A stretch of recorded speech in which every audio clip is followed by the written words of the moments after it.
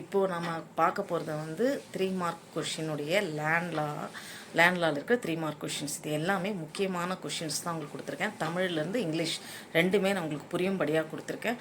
So இதில் இருக்கிறத ஒன்றுத்தையும் நீங்கள் பார்த்துட்டே வாங்க. ஒரு தடவைக்கு 2 தடவை நீங்கள் கேட்டீங்க அப்படின்னா உங்களால் கண்டிப்பாக அதை எழுத முடியும். சரி, வாங்க வீடியோக்குள்ளே போகலாம். இப்போ வந்து அதாவது ஓனர்ஷிப் ஆஃப் லேண்டில் வந்து டாக்ட்ரைன் ஆஃப் எமிட் டொமைன் அப்படின்னு சொல்லிட்டு நிறைய கொஸ்டின் பேப்பரில் வந்திருக்கு. ஸோ அதன் பற்றின ஒரு விளக்கம் தான் இது. வந்து ஆர்டிகல் 300A அந்த doctrine of eminent domain article 300A which merely says no person shall be deprived of his property save by authority of law. Hence, the rights in property can be curtailed, abridged or modified by the state only by exercising its legality power.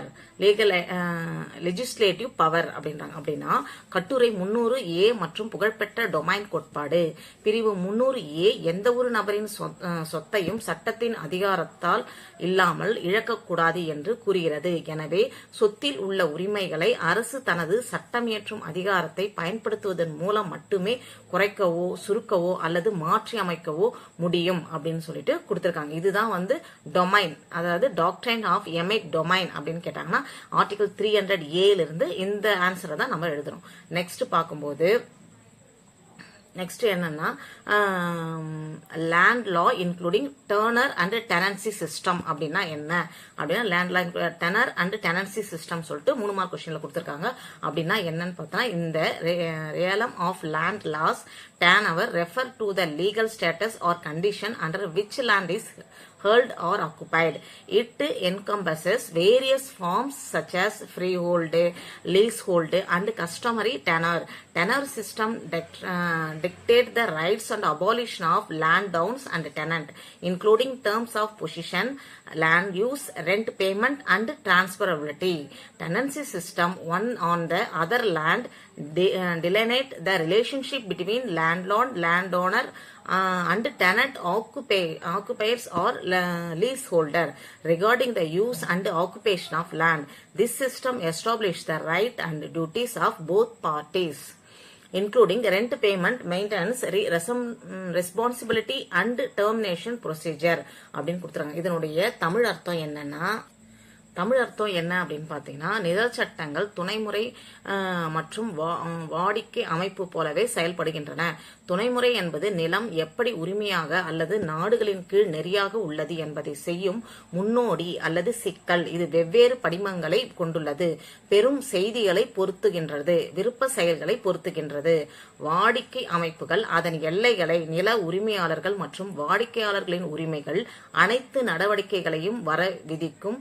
இந்த அமைப்புகள் நில பெருமிதி, நிருபர்கள் செயல்கள், வாடிக்கை கட்டணம், பராமரிப்பு பொருட்கள் மற்றும் முடிவு செய்யும் வழிகளை அறிவிக்கும் அப்படின்ட்டு சொல்லியிருக்காங்க. இதுதான் வந்து இதனுடைய கொஸ்டின்ஸ் என்னன்னா டாக்ட்ரைன் ஆஃப் எச்சட் அப்படின்னு சொல்றாங்க. அப்படின்னா என்ன அப்படின்னா the doctrine of escheat is a legal principle that governs the transfer of property ownership to the state when the original owner வந்து dies without a will or any known heir under this doctrine. If there are no living heir or legal beneficiary to inherit the property, it revert back to the state. It should ensure that property does not remain ownerless and is instant returned to the state for public use of benefit. This doctrine is often applied to real property, அதாவது land, but can also extend to personal property. The specific rules and procedure regarding eschat vary by jurisdiction அப்படின்றாங்க. அப்படின்னா என்ன அப்படின்னா அதாவது இது யாருக்கும் சொந்தமில்லை என்றால் அது மாநிலத்திற்கு சொந்தமானது. எல்செட் என்ற வார்த்தையின் அர்த்தம் என்னன்னா சட்டப்பூர்வ வாரிசுகள் இல்லாத நிலையில் மாநிலத்திற்கு திரும்புதல். வாரிசுகள் இல்லாமல் ஒருவர் குடலிறக்கத்தில் இறந்தால் இல்ல அவர் இறந்துட்டாரு அப்படின்னா எச்சிட் கோட்பாட்டை செயல்படுத்தாமல் இதன் மூலம் இறந்தவரின் சொத்து எங்க போகும் அப்படின்னா மாநிலத்திற்கு, அதாவது கவர்மெண்ட்டுக்கு திரும்பி போயிடும் அப்படின்ட்டு சொல்லியிருக்காங்க. அதுக்கு அடுத்தது மூமெண்ட் ஆஃப் லேண்ட் ரிஃபார்ம் அப்படின்னா என்னன்னா மூமெண்ட் ஆஃப் லேண்ட் ரிஃபார்ம்னா இந்தியன் கவர்மெண்ட் வந்து இம்ப்ளிமெண்ட் பண்ணிருக்கு. This regulation to protect a farmer and a laborer from exploitation by placing a maximum limit on the rent that could be charged for land. The tenancy reform led to the introduction of the regulation of rent, providing security, turnover and confirming ownership to the tenant அப்படின்னு சொல்றாங்க. அப்படின்னா நிலத்திற்கு வசூலிக்கக்கூடிய வாடகைக்கு அதிகபட்ச வரம்பை வைப்பதன் மூலம் விவசாயிகள் மற்றும் தொழிலாளர்களை சுரண்டலில் இருந்து பாதுகாக்க இந்திய அரசாங்கம் இந்த விதிமுறைகளை அமல்படுத்தியது. குத்தகை சீர்திருத்தமானது வாடகையை ஒழுங்குபடுத்துதல், பாதுகாப்பு காலத்தை வழங்குதல் மற்றும் குத்தகைதாரர்களுக்கு உரிமையை வழங்குதல் ஆகியவற்றை வழங்குகிறது அப்படின்னு சொல்றாங்க. அதுக்கப்புறம் ப்ரீ இண்டிபெண்டன்ஸ் பொசிஷன் அப்படின்னு பார்க்கும்போது ஜமீன்தாரி செட்டில்மெண்ட் அப்படின்னு சொல்றாங்க. அதாவது this arrangement the landlord were declared as zamindar with full proprietorship of a land. The zamindar were made responsible for the collection of the rent. Mahalveer system was popularized by Lord William Bentinck in Agra and Awadh. It was later extended to Madhya Pradesh and Punjab. இதில் என்ன சொல்லியிருக்காங்க அப்படின்னா, இந்த ஏற்பாட்டின் கீழ் நில உரிமையாளர்கள் நிலத்தின் முழு உரிமையுடன் ஜமீன்தாரர்களாக அறிவிக்கப்பட்டனர். வாடகை வசூலிக்கும் பொறுப்பு ஜமீன்தார்களிடம் ஒப்படைக்கப்பட்டது. மகால்வாரி முறையானது ஆக்ரா மற்றும் அவாதில் பிரபு வில்லியம் பெண்டிங்கால் பிரபலப்படுத்தப்பட்டது. பின்னர் மத்திய பிரதேசம் மற்றும் பஞ்சாப் மாநிலங்களுக்கும் விரிவுபடுத்தப்பட்டது அப்படின்றாங்க. அப்போ சுதந்திரம் முந்திய காலத்தில் நில சட்டங்கள் மற்றும் இதுவரை கண்டிப்பாக்கப்பட்ட கட்டுமானங்கள் பிரித்தானிய மாநிலங்களில் நடைபெறும் ஜமீன்தாரின் என்பவையே பிரித்தானிய கட்டுப்பாட்டின் காலத்தில் உள்ளன. இந்த சட்டங்கள் ஜமீன்தார்களின் பாதுகாப்பை உறுதிப்படுத்த, அவர்களின் செல்வமானதுடன் தொடர்பு கொள்ள, சிகர பொருட்களின் பாதுகாப்புக்காகவும் இருந்தன அப்படின்னு சொல்லியிருக்காங்க. ஸோ இந்த சட்டங்கள் ஜமீன்தார்களின் செயல்முறைகளை தணிக்கும் முக்கியத்துவம் இதில் அடங்கியுள்ளன அப்படின்றாங்க. அதுக்கடுத்தது ரயத்வாரி செட்டில்மெண்ட் அப்படின்னா என்னன்னா, இந்த system the presence of cultivator were recorded as the owner of land. The land ownership rights could sold mortgage or gift the land. Could sale, mortgage of gift the land. The taxes were directly collected by the government from this the peasant. அப்புறம் the rates were 50% in dry land and 60% in the wetland. Ryotwari அமைப்பு அப்படின்றது என்னன்னா, இந்த அமைப்பில் விவசாயிகள் நிலத்தில் உரிமையாளர்களாக கருதப்பட்டனர். அதுக்கப்புறம் அவர்கள் நிலத்தை விற்கலாம், அடமானம் வைக்கலாம் அல்லது பரிசளிக்கலாம். விவசாயிகளிடமிருந்து அரசு நேரடியாக வரி வசூலித்தது.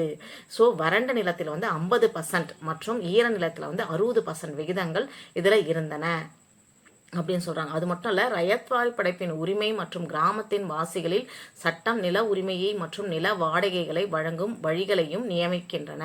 ஒருவர் விவசாயிகள் ரயத்வாதிகள் எனப்படுவனவோ அவர்கள் உரிமை உருவாக்கப்பட்ட நிலத்தை வளர்க்கின்றனர் அப்படின்னு சொல்லியிருக்காங்க. அதுக்கு அடுத்தது மகள்வாரி சிஸ்டம் அப்படி நாங்கள் ஜமந்த்வாரி முடிச்சிட்டோம், ரயத்வாரி முடிச்சிட்டோம். அதுக்கப்புறம் மகள்வாரி சிஸ்டம் அப்படின்னா என்ன அப்படின்னு பார்த்தீங்கன்னா, the state demand was fixed at 66% of rental value.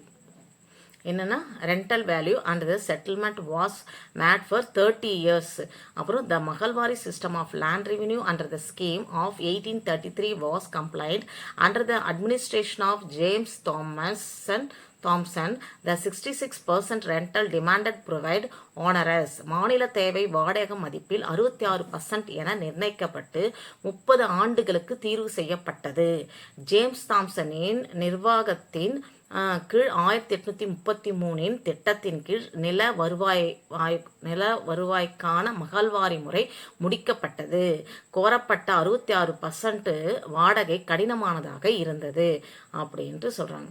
அதுக்கு அடுத்தது இன்டர்மீடியேட்டர் அப்படின்னா யாருன்னா இடைத்தரகர்கள். அதாவது intermediates are people who works and middle man between the cultivator and the market. They usual have long term alliances with the producer and the market. Abolition of intermediate comes into play when the cultivator are converted into tenant by them.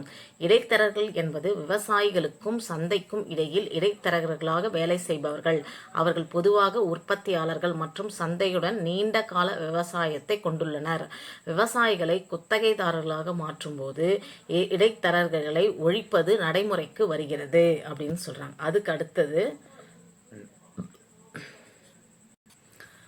அப்சன்டிட் லேண்ட்லார்டிசம் அப்படின்னா என்ன அப்படின்னு பார்த்தீங்கன்னா the zamindar system in known as absentee landlordism in the system between the actual state and the tiller their grave on intermediary who was interested in the land only to the extent of extraction of exorbitant rent. The zamindari turnover covered about 57% of the area of the country.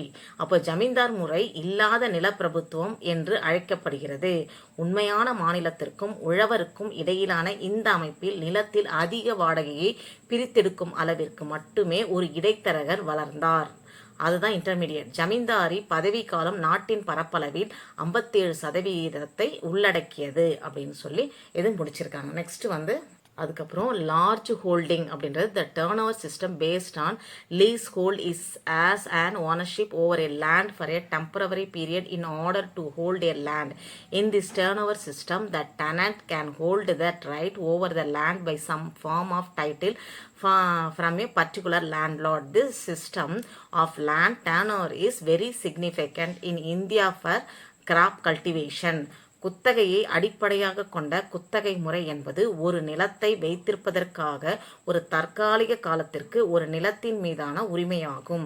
இந்த காலமுறை அமைப்பில் குத்தகைதாரர்கள் ஒரு குறிப்பிட்ட நில உரிமையாளர்களிடமிருந்து ஏதேனும் ஒரு வகையான உரிமையை பெறலாம். இந்தியாவில் பயிர் சாகுபடிக்கு நில உரிமை முறை மிகவும் முக்கியத்துவம் வாழ்ந்தது அப்படின்னு சொல்லியிருக்காங்க. அதுக்கு அடுத்தது வந்து போஸ்ட் இண்டிபெண்டன்ஸ் ரீஃபார்ம் அப்படின்னா என்னென்னா 1900 அதாவது போஸ்ட் இண்டிபெண்டன்ஸ் ரீஃபார்ம்னா by 1960 the entire process of legalizing the abolition of middleman had been finished. This was the most fruitful aspect of the land reform project. The main tenancy reform pillar were security of turnover, eviction, landlord reinstatement of personal cultivation, rent control and affirmation of ownership rights. 1960 வாக்கில் இடைத்தரகர்களை ஒழிப்பதை சட்டப்பூர்வமாக்குவதற்கான முழு செயல்முறையும் முடிந்தது. நில சீர்திருத்த திட்டத்தின் மிகவும் பயனுள்ள அம்சமாக இது இருந்தது. முக்கிய குத்தகை சீர்திருத்த தூண்கள் குத்தகையின் பாதுகாப்பு, வெளியேற்றம், தனிப்பட்ட சாகுபடியை நில உரிமையாளர் மீண்டும் நிலைநிறுத்துதல், வாடகை கட்டுப்பாடு மற்றும் உரிமையை உறுதிப்படுத்துதல், சுதந்திர பிறப்பிலிருந்து மீறி நில கொள்கைகள், நில உரிமையும் வாழ்க்கையின் காலங்களில் பெரிய உண்மையானவற்றை அடைகின்றன என்று இதில் கூறியிருக்காங்க. அதுக்கப்புறம் அபாலிஷன் ஆஃப் ஜமீன்தார் அப்படின்னு கேட்பாங்க டெனன்சி ரிஃபார்மில். அதில் பார்த்தீங்கன்னா zamindar abolitions tenancy regulation aimed to control exorbitant rent, secure tenure and confer ownership to tenant. Despite attempt, this law were not uniformly implemented across state, leading to limited success in granted ownership right to tenant அப்படின்றாங்க. அப்போ land ரிஃபார்ம்ன்றது குத்தகை சீர்திருத்தங்கள் அப்படின்றாங்க. அப்போ ஜமீன்தாரி ஒழிப்புக்கு பிந்தைய குத்தகை விதிமுறைகள் அதிகப்படியான வாடகைகளை கட்டுப்படுத்துதல், பதவி காலத்தை பாதுகாத்தல் மற்றும் குத்தகைதாரர்களுக்கு உரிமையை வழங்குவதை நோக்கமாக கொண்டுள்ளன. முயற்சிகள் இருந்த போதிலும் இந்த சட்டங்கள் மாநிலங்கள் முழுவதும் ஒரே மாதிரியாக செயல்படுத்தப்படவில்லை. இது குத்தகைதாரர்களுக்கு உரிமைகளை வழங்குவதில் வரையறுக்கப்பட்ட வெற்றிக்கு வழிவகுக்கிறது அப்படின்ட்டு சொல்லியிருக்காங்க. அதுக்கு அடுத்தது பார்த்தீங்க அப்படின்னா அடுத்த கொஸ்டின் வந்து laws relating to acquisition of property and government control and use of land. அதில் த லேண்ட் அக்யூசியேஷன் ஆக்ட் வந்து of 1894 as amended from time to time by the province and the state by virtue of the power vested in them under the government of India act and the constitution. ரெண்டாவது வந்து the acts passed by the native state. மூணாவது the act passed by some of part B state. அதில் என்ன சொல்லியிருக்காங்கன்னா இந்திய அரசின் சட்டங்கள் மற்றும் அரசியலமைப்பின் கீழ் அவர்களுக்கு அளிக்கப்பட்ட அதிகாரத்தின் மூலம் மாகாணங்கள் மற்றும் மாநிலங்களால் அவ்வப்போது திருத்தப்பட்ட நிலம் கையகப்படுத்துவதல் சட்டம் 1894. ரெண்டாவது வந்து பூர்வீக மாநிலங்களால் நிறைவேற்றப்பட்ட சட்டங்கள். மூன்றாவது நிலப்பகுதி பி மாநிலங்களால் நிறைவேற்றப்பட்ட சட்டங்கள் அப்படின்றாங்க. அதுக்கப்புறம் அதுக்கப்புறம் ஒரு big mark question, land relating to ceiling on land holding அப்படின்றது அப்படின்னா என்ன அப்படின்னா, அதாவது நில அளவு சட்டங்கள் என்பது ஒருவரோ குடும்பமோ எவ்வளவு நிலத்தை வைத்திருக்க முடியும் என்பதற்கான வரம்பை நிர்ணயிக்கின்றது. இச்சட்டங்கள் நிலத்தின் மையத்தை தடுக்கவும், அதிகப்படியான நிலத்தை தடுக்கவும், நிலம் நியாயமாக பகிர்ந்து நிலம் மற்றோருக்கு நிலம் வழங்கவும் உதவுகின்றன. இதன் முக்கிய அம்சங்கள் அப்படின்றாங்க. அப்போ அதனுடைய ஆப்ஜெக்ட் என்ன அப்படின்னு பார்க்கும்போது, சிலரின் கைக்குள் நிலம் பெருமளவில் சேராமல் தடுக்க நிலம் நியாயமாக பகிர்ந்தெடுத்து நிலமற்றோருக்கு வழங்குகிறது. லேண்ட் சீலிங் ஆக்ட் அப்படின்னா நில அளவை சட்டங்கள். இந்தியாவில் மாநிலங்களுக்கு உரிய தலைப்பு சட்டமாக இருப்பதால் பல மாநில அரசுகள் தங்களின் தனித்த சில நில அளவை சட்டங்களை இயற்றியுள்ளன. உதாரணமாக நகர நிலம் அளவை மற்றும் ஒழுங்குமுறை சட்டம் 1976 மற்றும் மாநிலம் சார்ந்த விவசாய நில அளவை சட்டங்கள் இதெல்லாம் வகுத்துள்ளது. அதுக்கப்புறம் மூன்றாவது என்னன்னா சீலிங் லிமிட் அப்படின்னா என்னன்னா, அளவு வரம்பு எவ்வளோ இருக்கணும். இச்சட்டங்கள் ஒரு நபர் அல்லது குடும்பம் வைத்திருக்கக்கூடிய நிலத்தின் அதிகபட்ச அளவை குறைக்கின்றன. இந்த வரம்பு மாநிலத்திற்குள் நிலத்தின் வகைக்கும் விவசாய நகரம் போன்றவை மாறுபடுகிறது. அதுக்கப்புறம் ஐடென்டிஃபிகேஷன் ஆஃப் சர்ப்ளஸ் லேண்ட், அதிகப்படியான நிலத்தினுடைய அடையாளம் என்ன அப்படின்னா, அளவு வரம்பை மீறிய நிலம் அதிகமாக உள்ளது என்று அறிவிக்கப்படுகின்றது. அரசு அளவுக்கு மீறிய நிலத்தை கணக்கீடு செய்து விவரங்களை பதிவு செய்கிறது. அதுக்கடுத்தது அக்யூசேஷன் ஆஃப் சர்ப்ளஸ் லேண்ட் அப்படின்னா, அதாவது அதிகப்படியான நிலத்தை கையகப்படுத்துதல் அப்படின்னா, அரசு அதிகப்படியான நிலத்தை கையகப்படுத்தி நிலமற்றோர் மற்றும் சிறுபான்மை விவசாயிகளுக்கு மறுபகிர்வு செய்கிறது. மறுபகிர்வு விவசாய உற்பத்தியை மேம்படுத்தவும் வாழ்வாதாரத்தை வழங்கவும் உதவுகிறது அப்படின்றாங்க. அதுக்கப்புறம் ஆறாவது பார்த்தீங்கன்னா காம்பன்சேஷன். என்ன காம்பன்சேஷன் கொடுக்குறாங்க அப்படின்னு பார்த்தோன்னா, அரசு கையகப்படுத்திய நிலத்திற்கு நில உரிமையாளர்களுக்கு நியாயமான ஈட்டு எவ்வளோ கொடுக்கணுமோ நஷ்ட ஈடு அது வழங்கப்படுகிறது. நஷ்ட ஈடு பொதுவாக சந்தை மதிப்பை அடிப்படையாக கொண்டுள்ளது அல்லது ஒப்பந்தத்தின் சூத்திரம் மூலம் நிர்ணயிக்கப்படுகிறது அப்படின்றாங்க. அதுக்கப்புறம் இதனுடைய எக்ஸப்ஷன் என்ன அப்படின்னு பார்த்தோன்னா, வரி விலக்குகள் என்னன்னா, நில வகைகள் மற்றும் நில உரிமையாளர்கள் சிலர் அளவை சட்டங்களில் இருந்து விலக்கப்படலாம். உதாரணமாக தேயிலை தோட்டங்கள், கூட்டுறவு விவசாய குழுக்கள் மற்றும் பொது பயன்பாட்டிற்கான நிலங்கள் அப்படின்றாங்க. அது எதுனா certain category of land owner may be exempt from ceiling law. Example include plantation, cooperative farming society and land for public purpose. இதெல்லாமே எக்ஸப்ஷனா சொல்லியிருக்காங்க. அதுக்கு அடுத்தது